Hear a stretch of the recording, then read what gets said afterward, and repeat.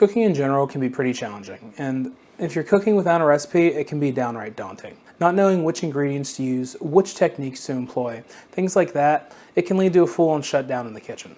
But with the right understanding and a fair amount of practice, it can actually be pretty easy to do as well. So, without wasting any time, let's look at a few tips that I've come up with to help you learn how to cook without a recipe.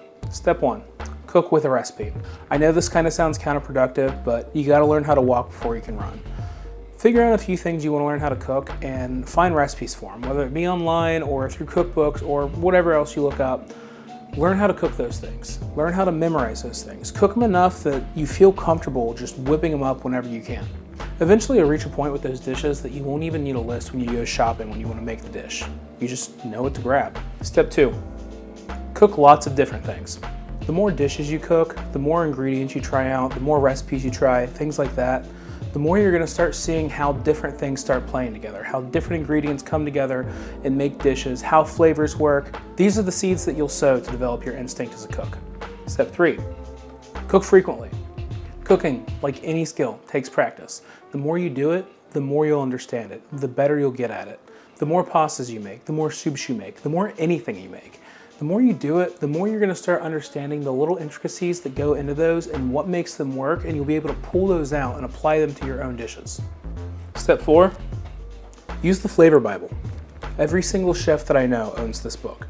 That's not an exaggeration. Any chef that you ask what cookbook you should get, this will probably be the first book that they mention. As you start wanting to develop your own dishes and start getting creative, but you're not really sure what to use, this book is going to tell you what to use. Any ingredient you can think of, any style of dish, any regional dish, things like that. This tells you what works and what doesn't. It has all the known flavor pairings through just years and years of research and collected knowledge from chefs. The Flavor Bible is one of my top 5, top 3, top 2. You guys already know I like the Food Lab. Flavor Bible is my other book. Every chef owns this book. You should too. Finally, step 5, don't be afraid to try new things. Again, cooking takes practice, and practice means making mistakes. Sometimes you just have to look at what you have in the fridge and throw shit in. Sometimes it works, sometimes it doesn't. And the best thing you can do is just keep going, don't get discouraged, just keep cooking. So I know that what I've done as a breakdown here is kind of an oversimplification for what is ultimately keep cooking and develop your instincts. But I want to show you a dish I made where I applied these steps. I looked in my fridge and I said, okay, I have these ingredients, what can I do with that? And I went to the store, picked up a couple more ingredients, and I threw it all together. You might recognize this from the short that I posted last week. So let's talk about this braised pork shoulder I made with absolutely no recipe.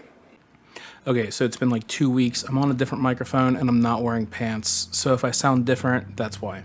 Anyway, we're gonna start off with slicing a red onion for caramelizing because onion goes good with just about any food, and this onion's been sitting on your table doing nothing, so let's utilize it. Next up, we're going to use a bunch of cloves of garlic for pretty much the same reason we use the onion. It just goes good with everything. So what we're going to do is just smash the cloves, as many as you want, and take the skins off, and that's about it. We're not going to slice them up or anything like that. We're just going to throw them in. And of course, we have our pork shoulder. I think this was about 4 pounds. So throw it on the cutting board and make sure to give it a good slap because it's a dirty little. Give it a good seasoning with salt and pepper. Then we're going to head over to our Dutch oven that's got a little bit of oil in it. It's heated to about medium-high heat. Just going to throw it in there and get a good sear on both sides. Invoke that Maillard reaction to give it that nice little crust and help deepen the flavor a little bit. Once you have a good sear, take that pork out, dump those onions and garlic right into the pan, and then go ahead and throw some butter in there. Now, as you see, I threw a whole ass stick of butter in there. That actually ended up being too much. It tasted a little waxy because of all the fattiness in there. So I'd say do about half of that. But let that go down and move everything. Caramelize the onions for a while. Make sure you scrape up all that good fond at the bottom of the pan. And once the onions are looking nice and caramelized, they don't have to be like a full-on hour-plus caramelization. You just got to get a quick caramelization on them, let them get softened up a little bit, darken in color, you know. And once they're caramelized, we're going to add a couple tablespoons of molasses. And we're using molasses because we know there are lots of great sweet pairings with pork. And the reason I chose molasses is because it was just sitting in my cabinet not doing anything, so might as well use it. Give that a good stir, and then we're going to throw in a handful of thyme. Again, thyme works with just about any savory application, and especially with pork, so why not throw some herbs in there? And now from here, obviously we are building up our braising liquid. So I added a can of beer. This was from a local brewery. It was an Italian style ale, pretty hoppy. I would actually go with a less hoppy beer in the future just because it imparted just a touch of bitterness onto the pork that I didn't really care for. But I'm using beer because I've done a beer braise in the past and it was really good. From there, you're going to take that pork shoulder, put it back in the braise, and then pour in some beef stock just until it's covering the pork. Give it all a stir, let it come up to a simmer, cover it. Then we're going to throw it in the oven at 350 to braise for about 2 hours, 3 hours. You can really just kind of put it in there and forget about it. It's just going to braise for a while. And finally, you're going to pull it out.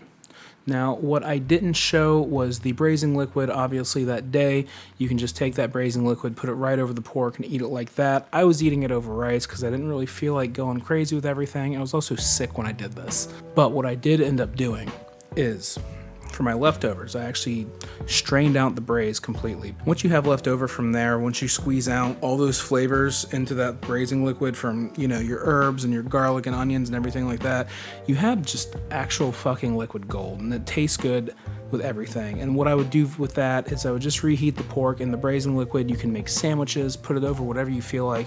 It really goes anywhere. Okay, so hopefully this all helps, and going forward you'll be able to just pull what you have in your fridge and throw some good shit together. So thanks for watching. I know I've been gone a long time. Like I said, I moved. Obviously I have a new kitchen, new apartment. Also had COVID for a week, and that really put a damper on me getting anything done. And also, guys, I'm just a mess. I'm just a fucking mess of a human. So I'd like to say that we're gonna go back to regular uploads soon. I can't promise that right now, but I do have the next few videos planned out. I'm going to try to get them up as soon as possible. Shout out to the handful of Patreon homies that have stuck around, even though I've been MIA for like 2 months. Don't forget to hit those buttons down there. Tell YouTube you like me. Leave a comment. Let me know what's in your fridge that you just got laying around and what you're going to make out of it. Oh, and I've been talking about it a lot. Cooking streams are coming back very, very, very soon. So make sure you follow me on Twitch so you know when I'm live and when you can cook with me. All that said, I love y'all. See you soon.